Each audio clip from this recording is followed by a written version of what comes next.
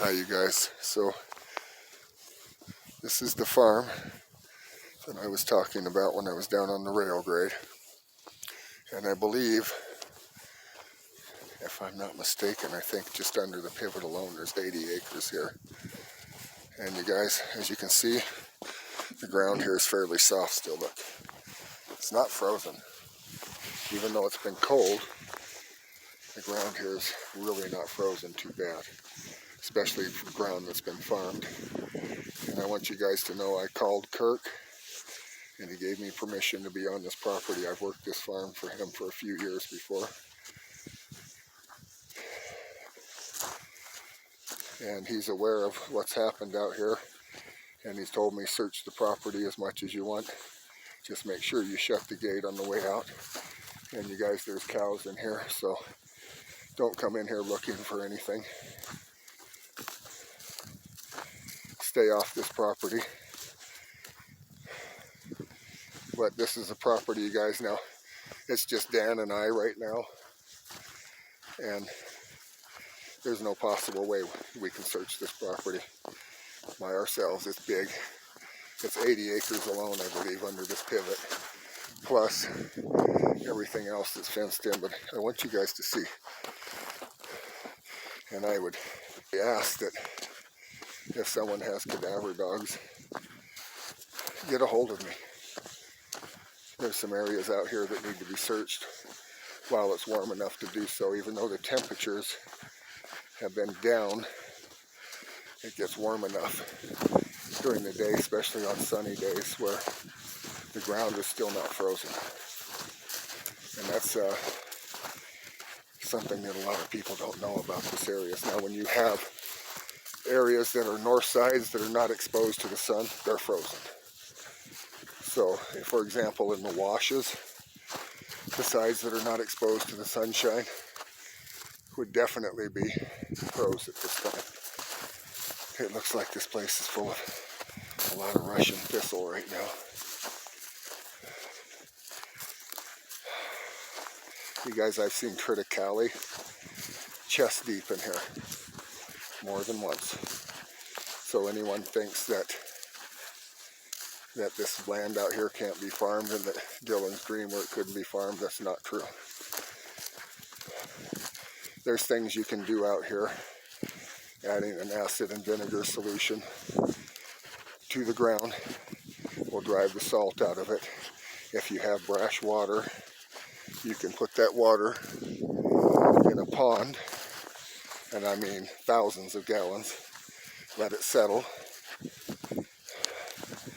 add something that takes the pH back to where it's needed to be, to a neutral point of about 6.7, and then pull the water out of the pond through an overhead pivot system like that and water your crop. And you beat the solution of brash water and salty ground. And a cheap solution. So I don't believe Dillon was that far off base farming out here at all. That's my personal belief. There may be others that disagree with me, but farming all depends on where you live. And what's happening right here could be totally different 200 miles from here, and that's the case. 200 miles from here and less, 90 miles east of here, 95 miles, Corinne, Utah, can grow corn like you wouldn't believe. Well, it's very hard to grow here because we don't have thermal units at night that are required for even 90-day corn. It's tough to get away with here. It's possible, but it's a gamble. Where in places 90 miles from here, closer to the lake where they have warmth at night, it's a totally different ballgame. I'm going to walk over here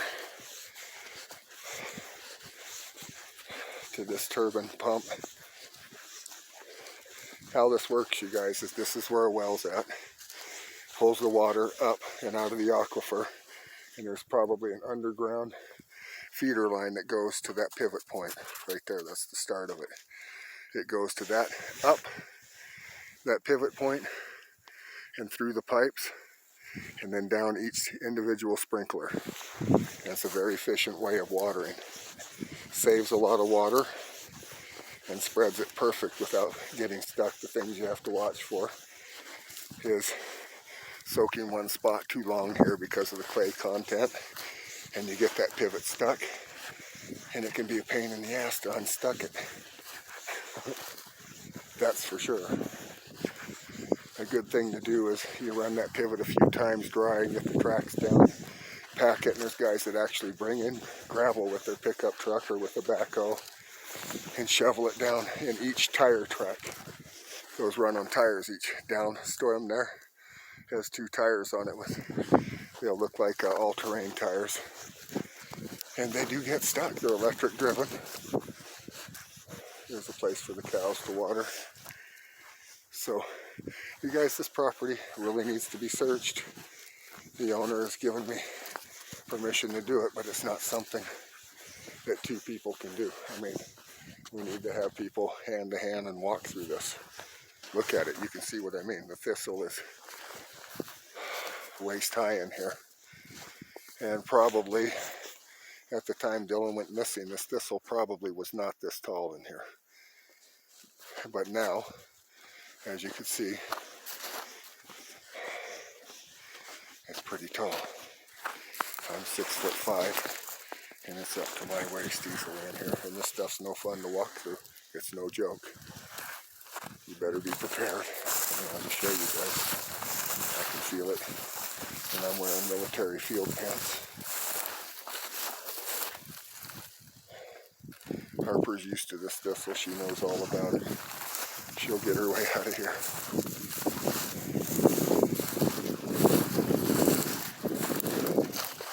But the whole property's this way, you guys, and to me, it needs to be searched. And I don't care who does it. I don't care if it's EquuSearch. I don't care if it's search and rescue out of Utah. But don't give up on this. It's not right.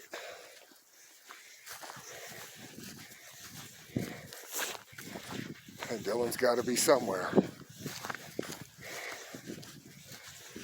And this, to me, you guys, is a very high probability. The grain shed, see that dot you see off in the distance there? That's the grain shed.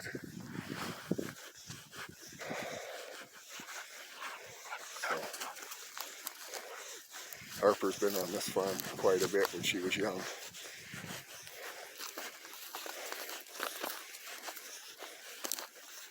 Just goes to show you what happens out here in the desert when you stop farming.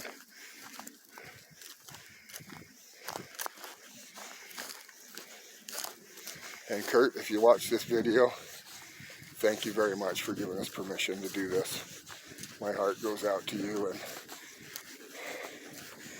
the best of luck and wishes and prayers for what you got going on.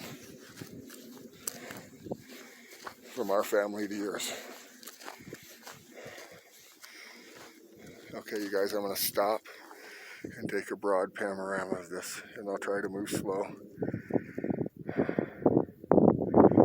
I'm very bad with the camera. I thank you for patience with me. I'm famous for moving it too fast, not pointing it in the right spots, or too far to the ground and make everyone dizzy by the time I'm done walking. So, and like I said, that dot over there is what you guys call the grain shed. I call it a pole barn. But I think as the crow flies, 1.5 miles. So this is a very probable area, and it needs to be searched, and it needs to be searched the right way. The ground's soft. Everything that would lead it to be a high probability area is here. So I'm going to go ahead and shut this off, and we're going to go to the next one that I believe is high probability that we need help with. And it's one that Lance and I have been to way back in early July, late June, I believe. I'm not sure of the exact date, but it is that direction, just a couple of miles. It's called Rosebud Wash, and it actually comes from that direction and goes this way all the way to the rail grade. And you guys will see when we get there, it's full of railroad debris. And it's another high probability area, a nice hard surface nobody would be able to see. So we'll go there next. Thank you. Bye-bye, you guys.